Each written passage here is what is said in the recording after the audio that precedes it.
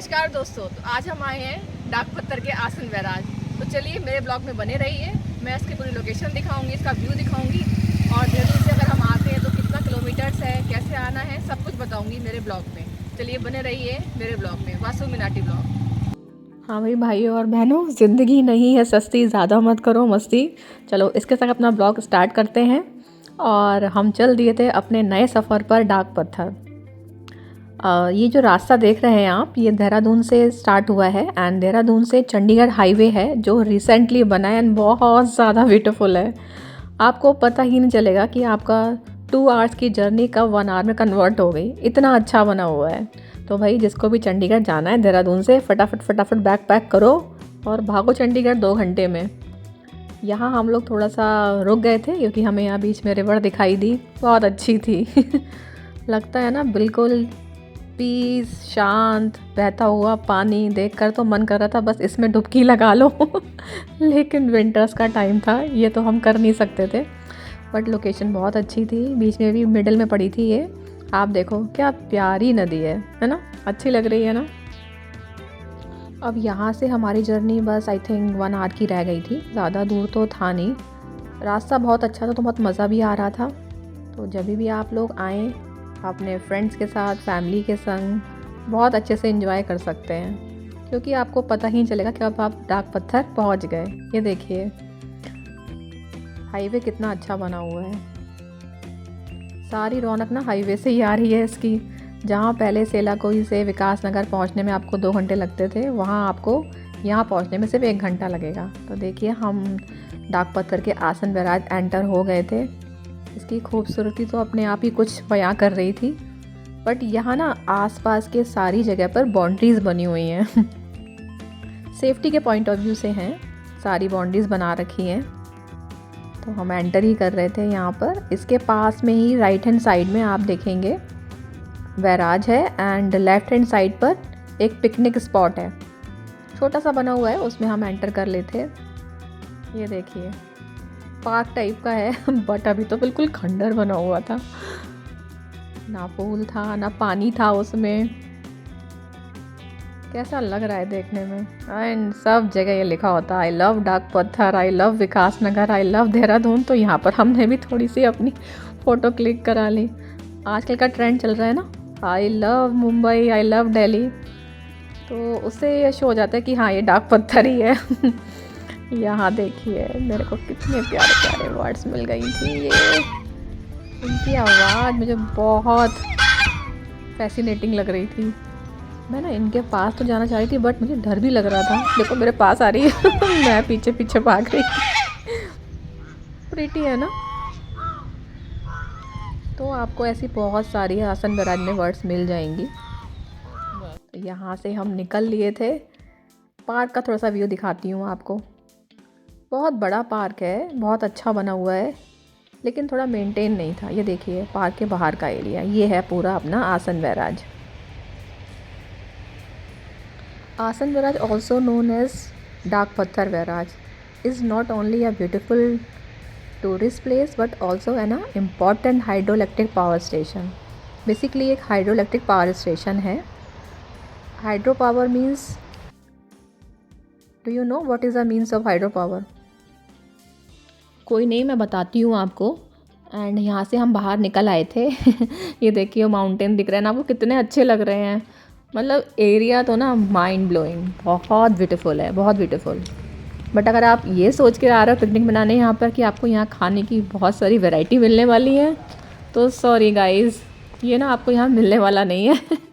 जो जब भी आओ अपना कुछ सामान स्टोर करके लाओ खाने के लिए, तब यहाँ पे आके आप पिकनिक कर सकते हो। अपने फैमिली फ्रेंड्स के संग आओ, विज़िट करो, बढ़िया है। सीखने को मिलेगा आपको कैसे बिजली बनती है ना। ये देखिए कितना प्यारा लग रहा है ना। और मैं बता रही थी ना आपको, hydro power means producing electricity from moving water.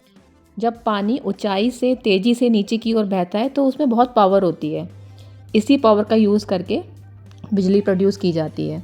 And यहाँ देखिए गार्ड अंकल ना हमको अंदर एंट्री नहीं दे रहे थे। मेरे को ना अंदर जाके ना वही थोड़ी सी फ़ोटोग्राफी करनी थी, बट ये अंकल जी ने मना कर दिया कि यहाँ परमिशन नहीं है। क्योंकि हमने ना परमिशन ली नहीं थी। तो जब भी आप आओ परमिशन लेकर आओ यहाँ, तभी आप ये देख सकते हो। बेसिकली यहाँ पर आसन बैराज का क्या रोल है, यमुना और आसन नदी का पानी यहाँ पर रोका जाता है एंड देन इसको कैनाल्स के थ्रू हम भेजते हैं। तो जो प्रेशर होता है ना बैराज में, पानी को कंट्रोल करने के लिए एक प्रॉपर प्रेशर से पावर से भेजते हैं जिससे कि बिजली प्रोड्यूस होती है। I mean the store water is released through large pipes or canals and sent toward the powerhouse at high speed। अब नेक्स्ट इसमें टरबाइन का रोल आता है। टरबाइन कैसे घूमती है, तो टरबाइन में जब तेज़ी से पानी पड़ता है तो टरबाइन घूमने लगती है। टरबाइन बिल्कुल पंखे जैसी होती है, मतलब जो उसके फैंस होते हैं उस पर पानी पड़ेगा और उसके फैंस बहुत तेज़ तेज़ घूमते हैं। जितना तेज़ फैंस घूमते हैं उतना तेज़ टरबाइन रोटेट करती है। एंड टरबाइन से ना जनरेटर कनेक्ट होता है। जब टरबाइन मूव करती है तो जनरेटर भी मूव करता है, जिससे कि मैकेनिकल एनर्जी जो होती है इलेक्ट्रिकल एनर्जी में कन्वर्ट हो जाती है एंड इलेक्ट्रिसिटी प्रोड्यूस होती है। नेक्स्ट आता है पावर डिस्ट्रीब्यूशन। वो कैसे होता है, ये जो इलेक्ट्रिसिटी होती है ट्रांसफार्मर से होकर इसका जो वोल्टेज होता है वो इंक्रीज़ करा जाता है। देन हाई टेंशन वायर्स के थ्रू इसको near by cities, villages and industries में सप्लाई की जाती है। एंड सबसे अच्छी बात यहाँ की क्या है, सबसे अच्छी बात ये है कि बिजली तो बन जाती है, फिर इसका हम रीयूज़ कर सकते हैं पानी का, दोबारा से ये नदी में छोड़ दिया जाता है। तो मतलब आप समझिए कितनी चीप प्रोड्यूसिंग इलेक्ट्रिसिटी है यहाँ पर। एंड बहुत बढ़िया चीज़ ये है कि ये पहाड़ी इलाकों के लिए बेस्ट है, इन्वायरमेंट में कोई लॉस नहीं होता है। तो बेसिकली बहुत ही अच्छी चीज़ है ये यहाँ पर इलेक्ट्रिसिटी प्रोड्यूस होना। तो इस बैराज को देख के यही लगता है कि अगर प्रकृति का सही से उपयोग किया जाए तो ये प्रकृति हमें ऊर्जा भी देती है और जीवन भी। यहाँ देखिए कितना खूबसूरत लग रहा है ये व्यू, मतलब बिल्कुल पीसफुल वाटर। ये कुछ अपनी ही कहानी बयां करता है, जिसे अब तक ना समझने समझे वो कहानी हूँ मैं, मुझे बर्बाद ना करो वो पानी हूँ मैं। बढ़िया था ना। अच्छा एक चीज़ और है यहाँ की, यहाँ पर आपको ना नवंबर से लेके मार्च तक जो विदेशी पक्षी होते हैं, basically this is called a migrating bird sanctuary. तो यहाँ पर ना हज़ारों किलोमीटर से दूर दूर से, जैसे साइबेरिया हो गया, रूस हो गया, यूरोप हो गया, पक्षी उड़ उड़ के यहाँ पर आ जाते हैं। जैसे आपने नाम भी सुना होगा, Brahmani duck, grebes, stork, eagle, kingfisher, वो सब आपको यहाँ मिल जाएंगे नवंबर से लेकर मार्च के टाइम में। तो इसलिए ना इसको इंटरनेशनल रामसर साइट भी अब घोषित कर दिया गया है। तो बहुत ही अच्छी जगह है, बहुत ब्यूटीफुल है, बहुत कुछ सीखने को मिलेगा आपको। देखिए ना कितना ब्यूटीफुल है, आप खुद से देखो व्यू कितना प्यारा लग रहा है। तो जब भी आप यहाँ आओ बस एक यही गुजारिश है, यहाँ गंदगी मत फैलाओ और थोड़ा सा सेफ़ रहो, क्योंकि यहाँ बाउंड्रीज ही बनी हुई हैं। यहाँ पे थोड़ा सा आपको म्यूज़िक भी अलाउड नहीं है, बहुत तेज़ साउंड करना वो भी अलाउड नहीं है। पीसफुल एरिया है, नेचुरल ब्यूटी है, पीसफुल एरिया है। उसी तरीके से आप आइए, विज़िट करिए। एंड इवनिंग के समय तो ये चीज़ें बहुत, सनसेट व्यू तो यहाँ बहुत ही प्यारा लगता है, बहुत ही अच्छा लगता है।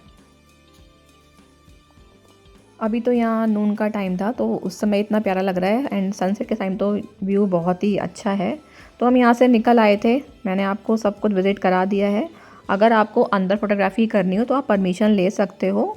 परमिशन यहाँ के जो भी इरिगेशन के ऑफिसर्स होते हैं उनसे ली जाती है। एंड हम लोग यहाँ से बाहर आ गए थे। ये बैक साइड का व्यू है, एंड इसके जस्ट फ्रंट साइड में जो मैंने आपको पार्क दिखाया था ना, वो पार्क है।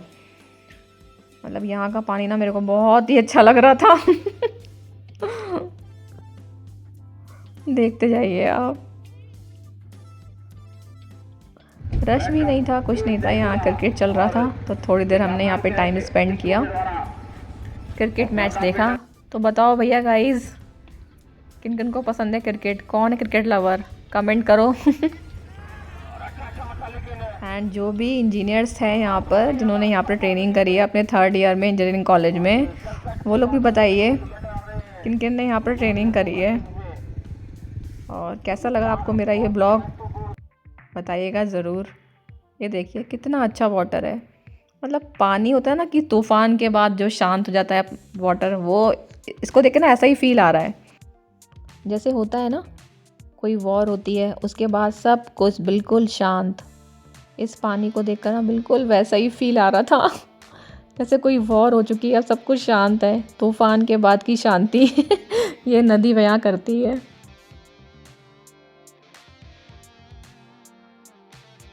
कभी कभार ऐसी जगह ना विज़िट ज़रूर करना चाहिए हमको। हमारे मन को पॉजिटिव वाइब्स मिलती हैं, थोड़ा सुकून मिलता है जो हम सबको बहुत ज़रूरी है लाइफ में। तो अब तो मुझे ऐसी फीलिंग आ रही थी कि क्यों ना यहाँ पर वीडियोस बनाई जाएं। तो बस मैंने थोड़ा सा सोचा कि हाँ चलो वीडियो बनाते हैं, और फिर स्टार्ट हो गई थी वीडियो बनाने के लिए।